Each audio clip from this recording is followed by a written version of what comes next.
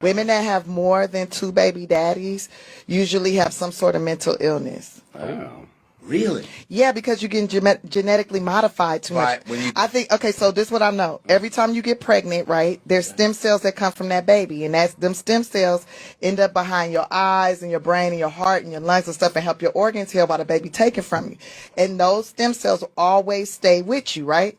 So that means that man is always in you. And that is why, the Bible says you will only desire your husband. Correct? This is why you gotta use condoms.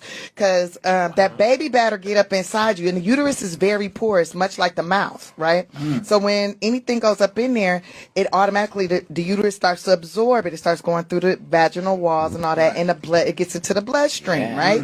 And so, it takes get in there. So it takes like 6 weeks to get a man out of your system if you have unprotected sex, and it's because he's starting to bind to your DNA, right?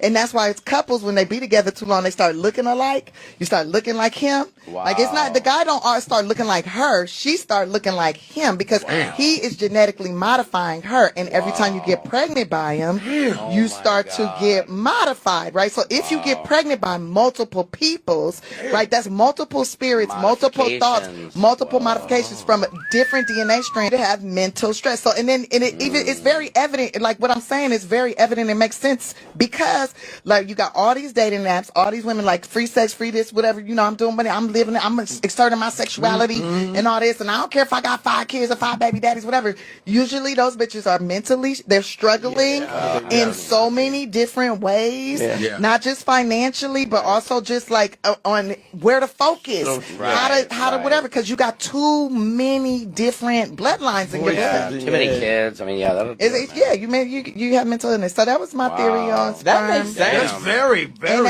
And that's why you can't just. That's why you have to use condoms, ladies. That's why you have to use condoms. We cannot genetically modify men